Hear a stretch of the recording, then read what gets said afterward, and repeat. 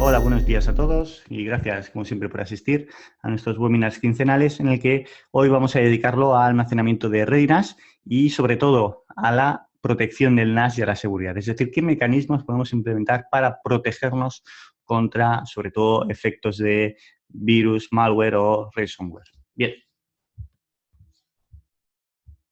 Como sabéis, podéis escribirme tanto en el campo de QA o en chat, recomiendo que sea en QIA, para cualquier pregunta que tengáis durante la presentación. La responderé o bien en el mismo slide o bien pasado al final de la presentación. Hoy vamos a hablar de pérdida de información, pero relacionada a esta pérdida de información, la principal clave que tiene NAS para evitar esta pérdida de información son los snapshots. El snapshot va a ser nuestro compañero, nuestro guía, en cuanto haya una pérdida de información, ya sea tanto por un virus, ya sea por un error humano, nos va a proteger, nos vamos a poder recuperar como máximo una hora de trabajo vamos a poder perder entre snapshots. Luego también vamos a hablar de una parte importante, que son los permisos de usuarios, es decir, configurar de forma correcta los permisos de usuarios. ¿Para qué? Para que si entra una infección en un usuario concreto, este no se distribuya al resto.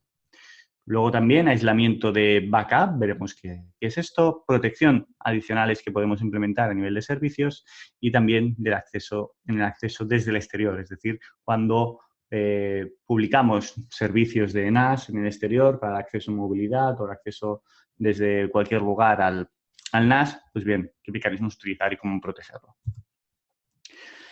El almacenamiento ya lo hemos hablado muchas veces, tenemos que hacer que no sea realmente un dolor de cabeza, tenemos que hacer lo que sea sencillo, que para el usuario se vea algo práctico, que no sea un problema y para vosotros tampoco a la hora de mantener, a la hora de poder instalar e implementar a vuestros clientes o administrar, que realmente no sea un dolor de cabeza. Tanto esto como también a la hora de recuperar fallos o errores. Normalmente, ¿qué ocurre? Que cuando hay un problema de pérdida de información debido a un ransomware, por ejemplo, vamos a centrarnos un poquito aquí, pues las horas de trabajo que hay detrás de esa recuperación son enormes. Pues bien, podemos implementar funcionalidades que hacen que esa pérdida de información sea la mínima posible y también ese tiempo que tengamos para recuperar sea el mínimo.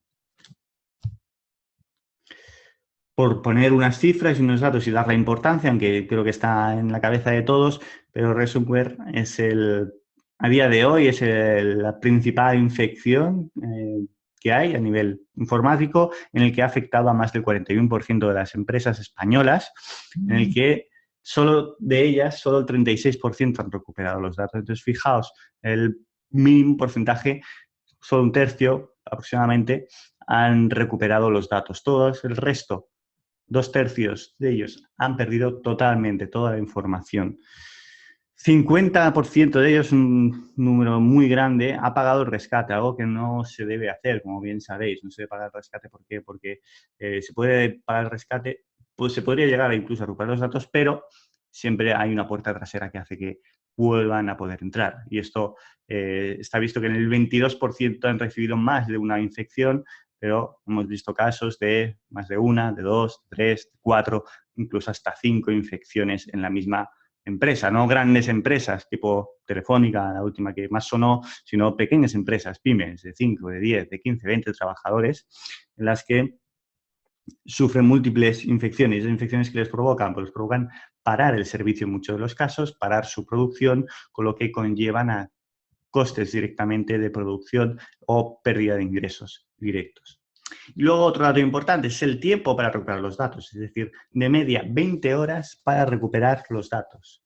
Sería o bien trabajar un día completo recuperando datos o bien varias jornadas de trabajo para recuperar toda la información. Esto hace que ya no solo sea el problema de la pérdida en sí, sino luego el tiempo de recuperación, con lo que se desplaza mucho en el tiempo global de pérdida de servicio.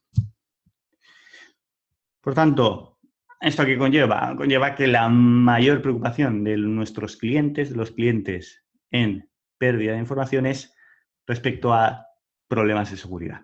Virus, malware, ransomware, un 53% de ellos. Luego también hay un punto importante que es el error humano. la recuperación respecto al fallo de error humano. Bueno, en este dato la preocupación es un 4% que no coincide con la realidad. En la realidad el error humano está sobre el 20% de la pérdida de datos, es decir, está sobre un 20% de los casos es debido a un error humano. Bien, ¿qué podemos hacer para proteger nuestro NAS o el NAS de nuestro cliente? Pues bien, tenemos varias herramientas, varias funciones que podemos implementar y que nos lo va a hacer todo mucho más fácil. Nos va a simplificar mucho y sobre todo nos va a dar algo de seguridad y también de tranquilidad al irnos a la cama.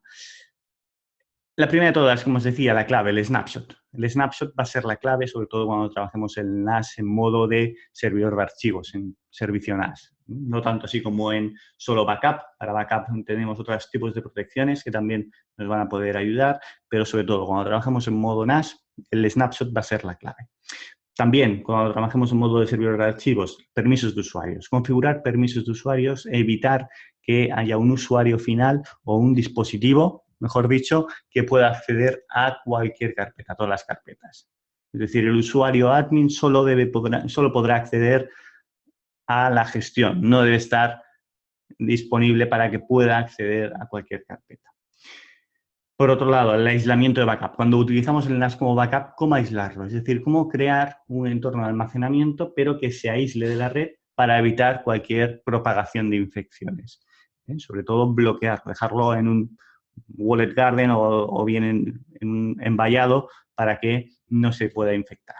Luego también controlar servicios activos, seguridad respecto al NAS y finalmente el acceso externo, es decir, evitar sobre todo publicar servicios de NAS directamente a Internet, porque se pueden aprovechar vulnerabilidades del NAS o bien del sistema operativo que va corriendo sobre el NAS, que es conocido por múltiples atacantes, y que se creen ataques dedicados a esta vulnerabilidad y poder tener también una encriptación, que también ha ocurrido a algún fabricante, no nos ocurrió a nosotros, pero en algún otro fabricante de la competencia ya le ocurrió que aprovecharon vulnerabilidades del NAS que estaban publicados para poder encriptar el NAS completo.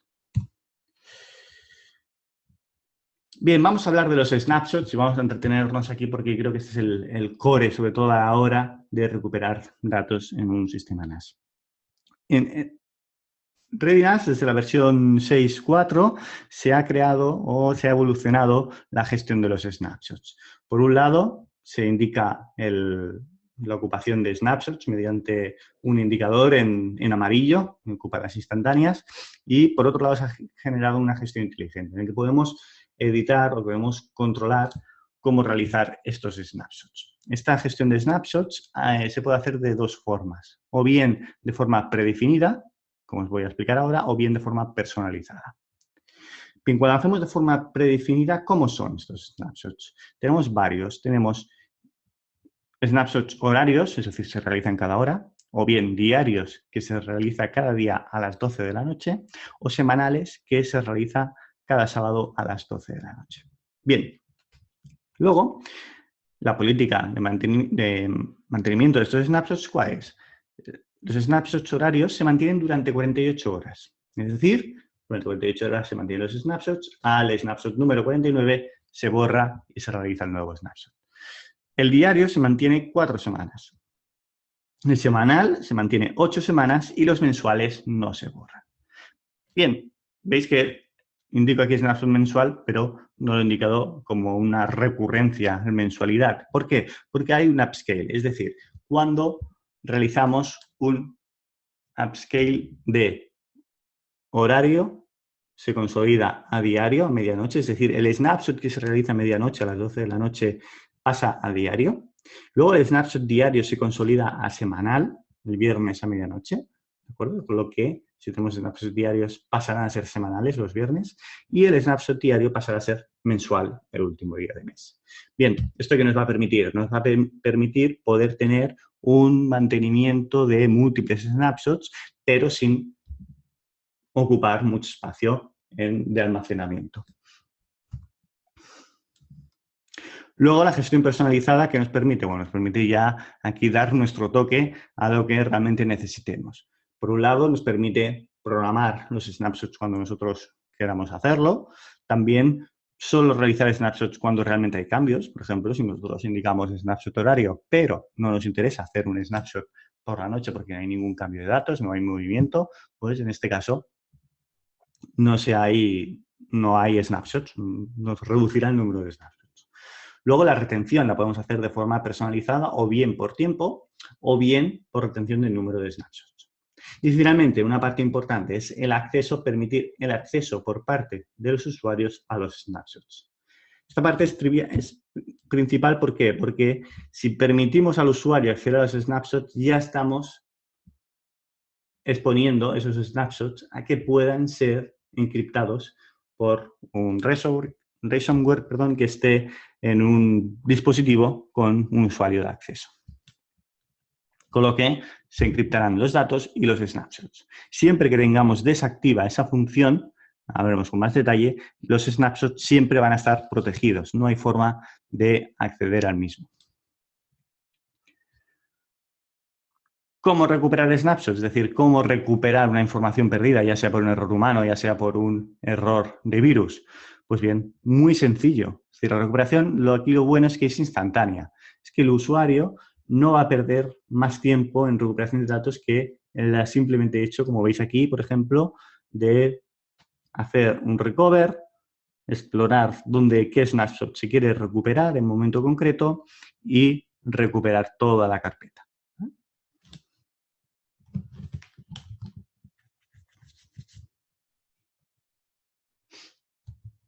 Bien, el punto de recuperación, permitir la recuperación o el acceso desde un mismo usuario. ¿Esto qué nos permite? Por un lado, nos da una facilidad en el que el propio usuario puede acceder y recuperar un archivo borrado, imaginaos, por él mismo.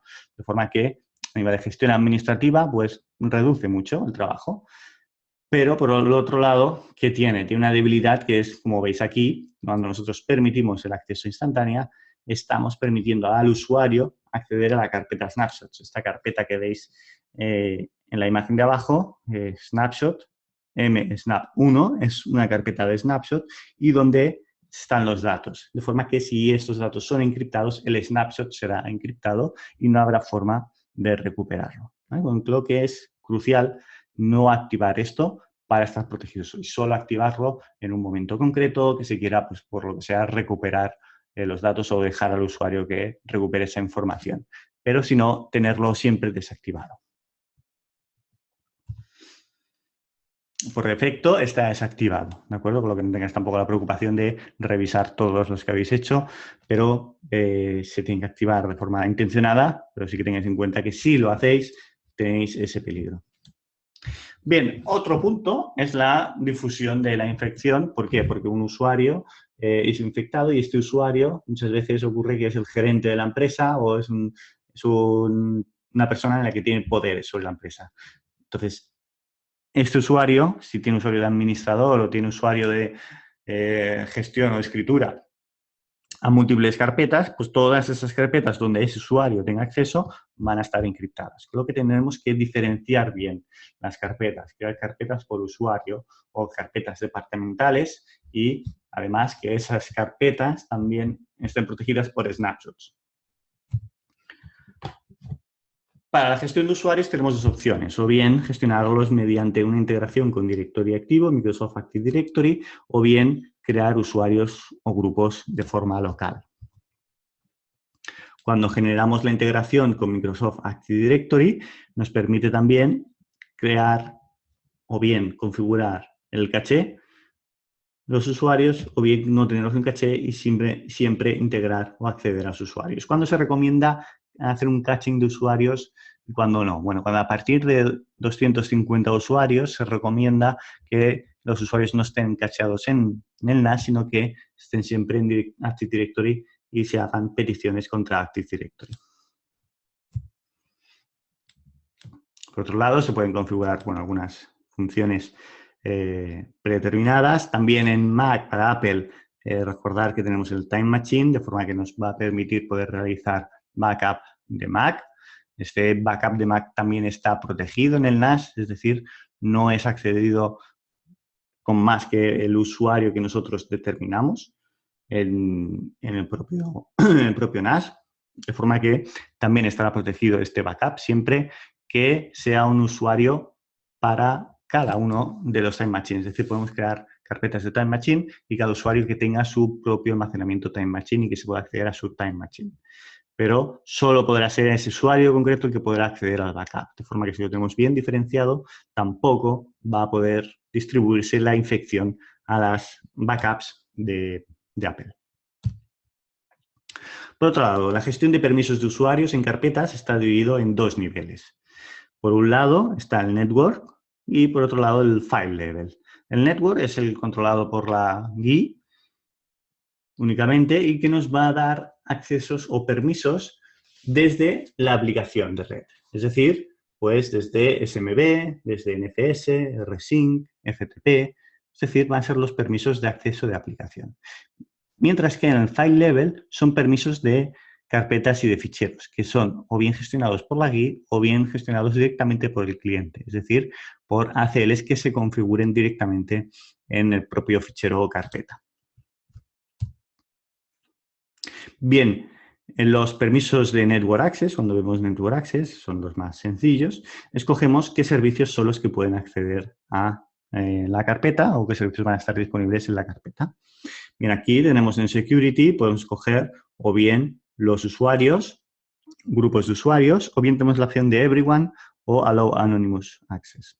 Vamos a explicar la diferencia que hay entre Everyone y Allow Anonymous Access. Everyone, cuando activamos permisos de Everyone Read to Write, ¿qué nos va a permitir? Nos va a permitir que cualquier usuario que esté dado de alta en el NAS, ya sea por Active Directory o ya sea por grupo local, va a poder acceder a esa carpeta con permisos de lectura y escritura. De forma que si tenemos una carpeta con estos permisos de Everyone y un usuario, cualquier usuario ha sido infectado, este va a poder acceder a esa carpeta y poder encriptarla. Allow Anonymous Access es que permite el acceso anónimo, es decir, sin ningún tipo de autenticación va a poder acceder a la carpeta, con lo que en este caso estamos totalmente desprotegidos.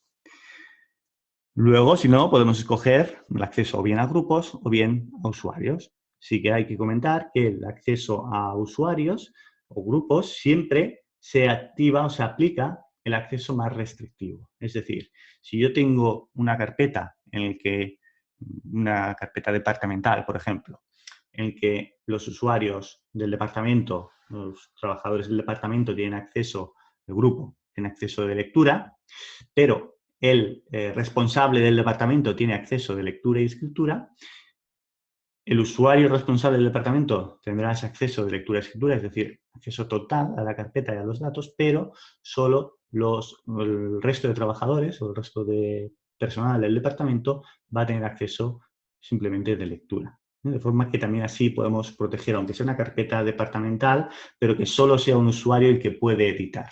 De forma que no todos los usuarios y reducimos también la probabilidad de que esa carpeta departamental sea infectada por cualquier usuario.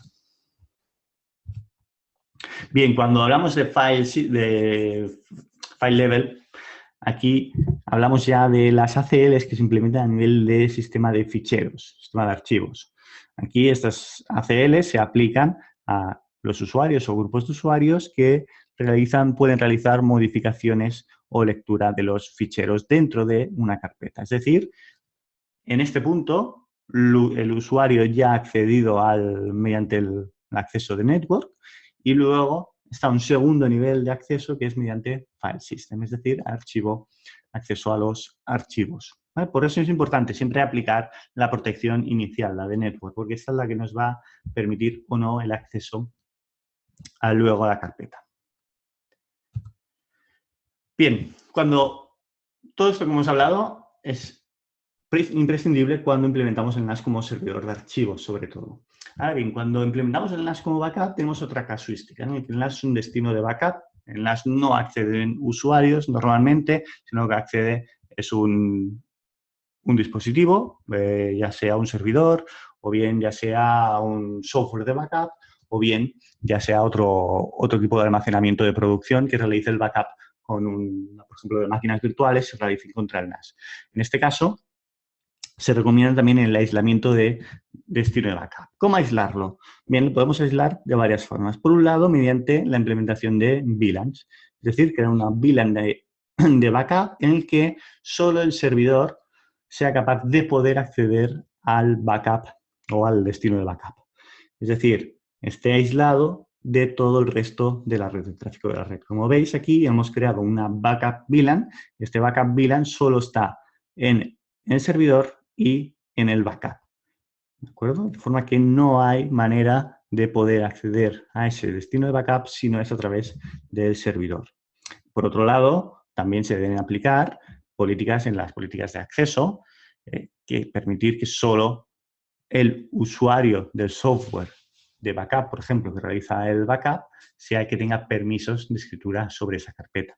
Y no tener nunca carpetas abiertas a everyone o abiertas a anyone, perdón, anonymous access, porque si es infectado ese servidor, también será infectado el backup, ya que el servidor sí que va a tener acceso al backup. Bien, ¿cómo configurar las VLANs? Bueno, en un NAS, como sabéis, se pueden configurar varias VLANs desde la versión 6.6 y, por tanto, podemos utilizar el NAS, pues bien, para un acceso restringido por VLANs, aunque utilizamos un puerto solo al servidor, y otro un acceso, por ejemplo, de administración. Permitir el acceso simplemente de administración y en el que solo el administrador pueda acceder a ese NAS. Pues bien, y a la HTTP, lo que nos evitamos que se pueda acceder a cualquier protocolo tipo SMB, tipo NFS, lo podemos proteger. Por ejemplo, con ACLs, pues podríamos proteger que solo el administrador pueda acceder al NAS y a través de HTTP y HTTPS. ¿Cómo configurar esas VLANs? En Ethernet, en la interfaz, Create VLANs, y ahí establecemos las diferentes VLANs y el direccionamiento IP. Bien, otra opción que hay para aislar aún más el backup es mediante el PoE Pass-Through. Esto diréis, aquí tiene que ver el PoE Pass-Through con el backup. Pues bien, aquí la idea ¿cuál es? La idea es que la conexión a través del NAS con la red es mediante un switch intermedio que funciona a través de PoE Pass-Through. ¿Qué es el PoE Pass-Through? Bien, es la alimentación de un switch a través de PoE. ¿De acuerdo? Y este además puede alimentar a otros equipos PoE, pero bueno, en esta aplicación no la vamos a utilizar. Pero lo importante es que va a ser alimentado ese switch a través de PoE. Ya os explico por qué va a ser alimentado a través de PoE. Bien, porque podemos configurar el PoE Scheduling. Es decir, en el switch inicial, como veis aquí en la imagen,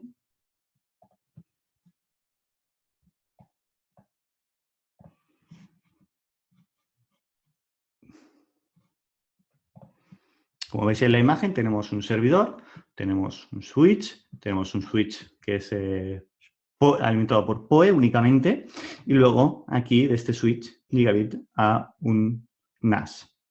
Bien, aquí ¿qué ocurre? Lo que estamos haciendo es, dentro del switch, que evidentemente debe ser PoE o PoE Plus, vamos a configurar un time schedule asociado al puerto donde está conectado, ¿de acuerdo? De forma que el PoE solo esté activo durante un tiempo concreto, que sea durante el tiempo del backup.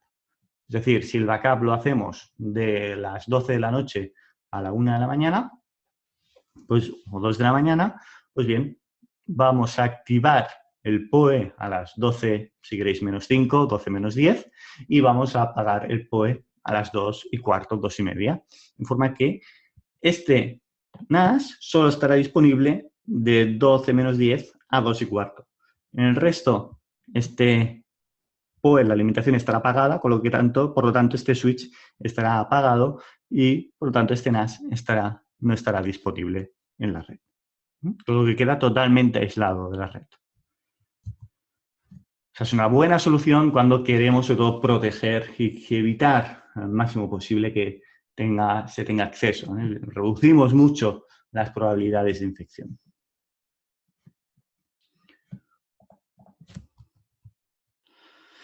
Bien, ¿qué más protecciones podemos hacer? Bueno, protecciones de servicios a la que solo activar aquellos servicios que realmente se necesitan.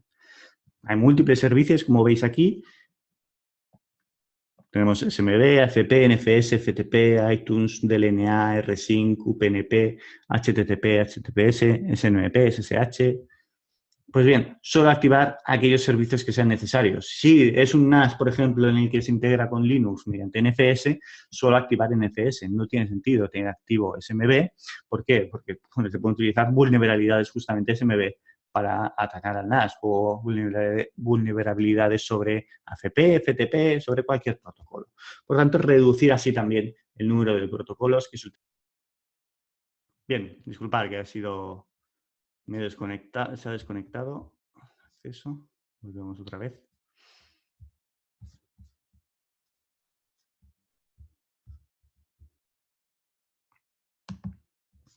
Bien, otra medida de seguridad es la encriptación del volumen. Es decir, esto ya no es por infección, sino que es por evitar, por ejemplo, un robo o una sustracción de la información y información sobre todo cuando es confidencial, información que está protegida debajo de la LOPD. En este caso, tenemos que encriptar los datos, tenemos que encriptar el NAS.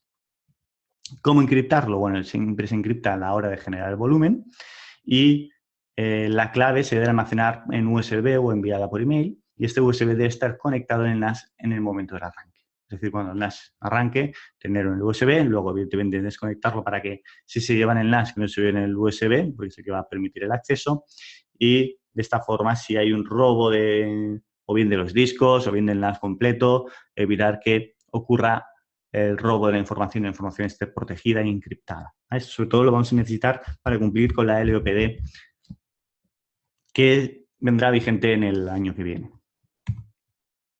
Por otro lado, hacemos un comentario sobre el antivirus, sobre todo cuando estamos utilizando un modo NAS.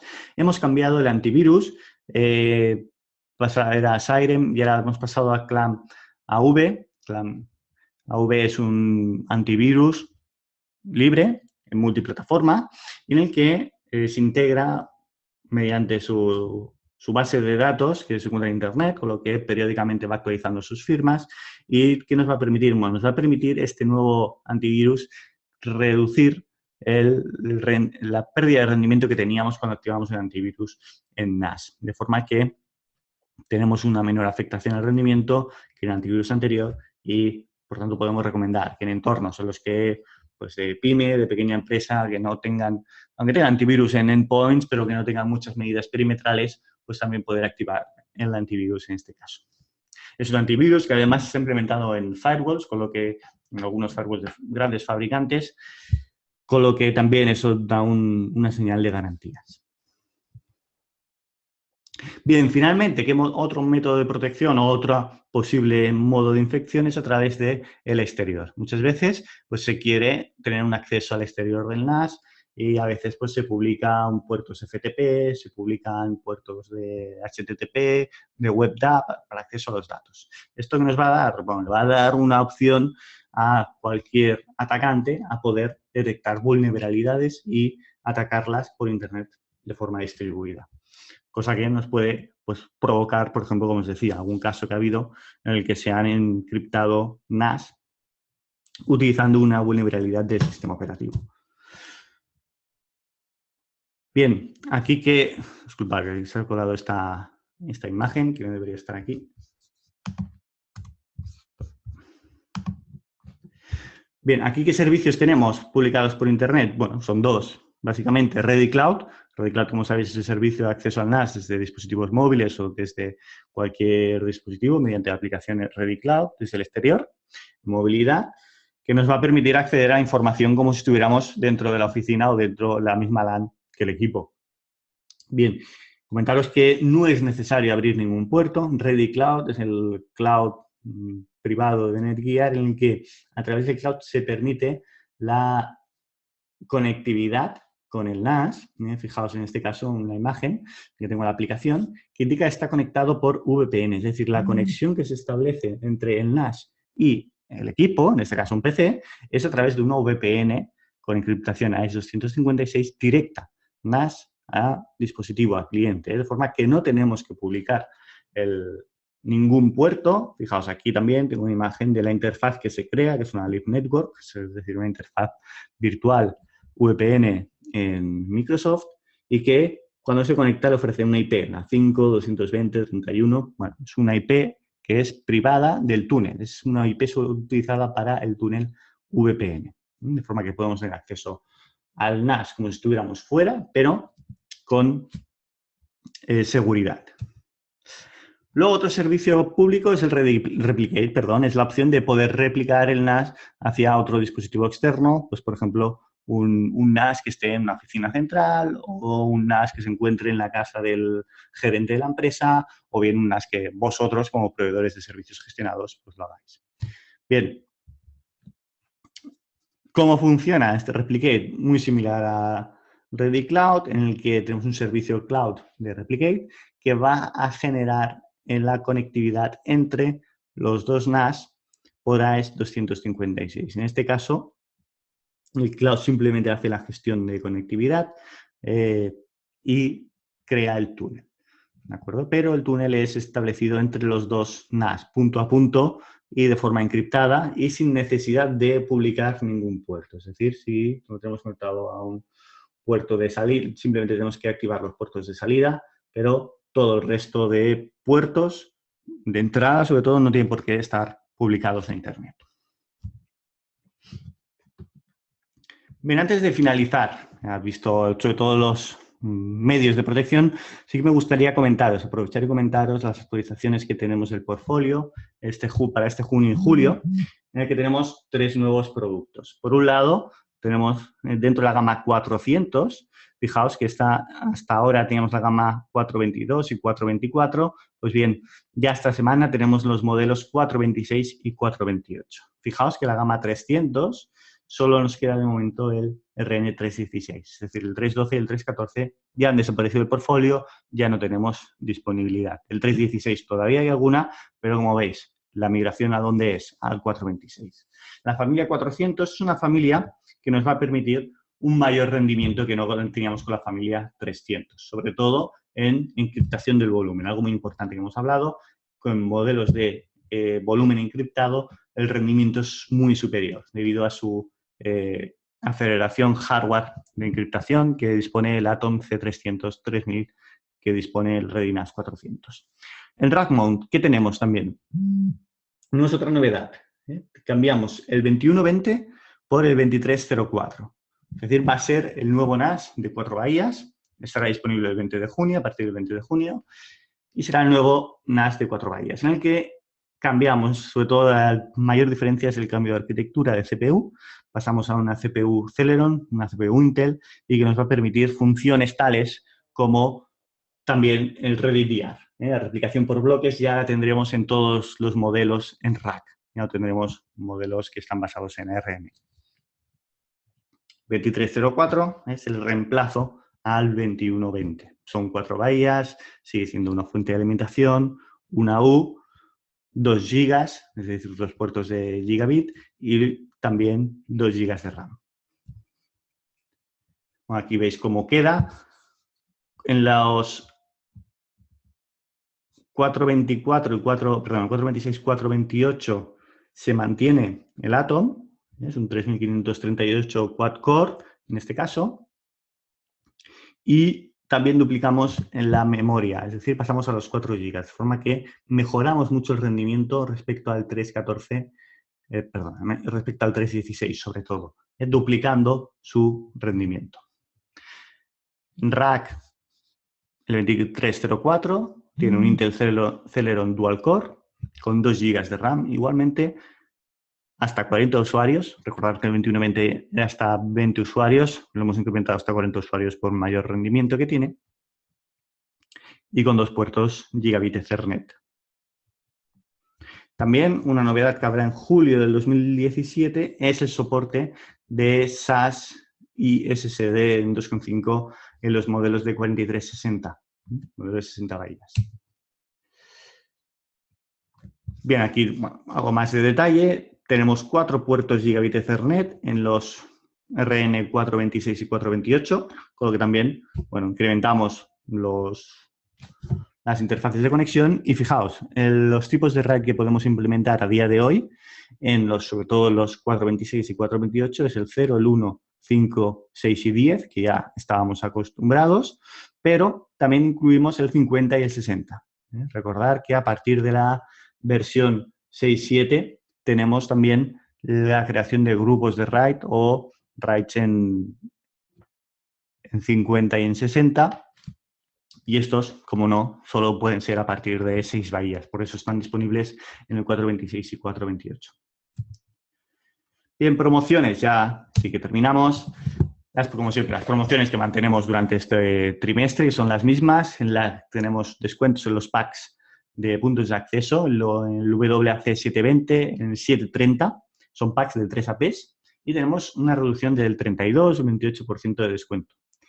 En el 510 también lo tenemos en pack de 3 y tendrás una reducción del 18%. Con lo que es interesante, estos packs de 3, sobre todo cuando vamos a implementar múltiples puntos de acceso, escoger estos packs porque el ahorro es muy bueno. Fijaos, por ejemplo, en 720 es como si hiciéramos un 3x2 realmente. Luego con Business Central también hay unos nuevos packs, que es con los APs 720 y 730, y el que se añade una licencia de 1 año para los 3 APs, también con el 36 y el 41% de descuento respecto a si comprásemos todo por separado. Muy buen precio. En el 4360, nuevo oferta de lanzamiento que se mantiene con un 25% de descuento directo sobre el NAS. Y luego las promociones de discos gratuitos, desde la familia 400, 420 y 424 en este caso, que regalamos un disco de 4 teras. Recuerdo cómo funciona esta promoción. Esta promoción, quien distribuye los discos es el propio mayorista. Es decir, cuando vosotros hagáis la compra, pedirle al mayorista los discos. ¿De acuerdo? Decirle que es una promoción de energía en la que regalan discos de 4 teras y ellos os deben suministrar los discos de 4 teras. ¿Vale? El único caso en el que lo suministramos nosotros es en el caso en el que trabajéis con Tech Data. Si trabajáis con Tech Data, nos lo pedís a nosotros los discos y os los suministramos. Pero con todo el resto de mayoristas lo podéis pedir directamente a ellos y os lo sirven ellos. En la familia 500 también 4 teras en 2, 3 o 4 discos con los modelos de 4, 6 y 8 bahías respectivamente. Y finalmente ya en la de familia 620, que soporta hasta 120 usuarios, regalamos 3 discos para el modelo de 6 bahías y 4 discos para el modelo de 8 bahías. Las familias de Redinas 300 sí que recordaros que han bajado el precio de la 316. Fijaos, aquí tenemos el descuento de 22, 23, 34% en los modelos 316, con lo que, aunque los 312, 314 no estén disponibles en 316, podéis aprovecharos de este descuento de liquidación. Y ya por último, descuentos ya en switching, bajadas de precios en 10 gigabits, en los switches 10 gigabits Smart, tenemos hasta un 29% en el 708T, de forma que situamos el switch en una área muy competitiva de precio. Y luego también continuamos, es una promoción que ya se lanzó en Q1, con promociones en switches Plus, toda la gama Plus, tanto PoE como no PoE, podemos aprovechar varios descuentos. Estos precios ya están aplicados en la tarifa que tengáis, o bien enviada por nosotros, o bien en el mayorista propio, ya están aplicados estos descuentos, es decir, no son descuentos adicionales. Bien, esto es todo por hoy. Muchas gracias por asistir. Espero que os haya sido de interés. Cualquier duda, cualquier cosa que tengáis, sobre todo ahora en almacenamiento, en NAS, en seguridad, en protección, comentármelo. También comentaros que se lanzó la actualización para solucionar la vulnerabilidad de SMB 3.5 que atacó WannaCry. Se publicó hace 2 semanas en la versión 6.7.3 y ya la 6.7.4 que está disponible, está solucionado. Por favor, todos los Redinas 6 que tengáis, actualizarlos. Y en los Redinas 4.2, es decir, los Redinas antiguos en los que estaban fuera ya de soporte, fuera de actualizaciones, también se ha publicado una actualización para que podáis solucionar esa vulnerabilidad que había sobre el protocolo. No es una vulnerabilidad sobre el NAS, sino que en este caso aprovechaba una vulnerabilidad del protocolo, que era justamente de Microsoft, pero que se implementa también en Linux. Pues bien, muchas gracias por asistir, como comentaba, y nada, nos vemos dentro de 15 días. Pasar un buen fin de semana y buena semana.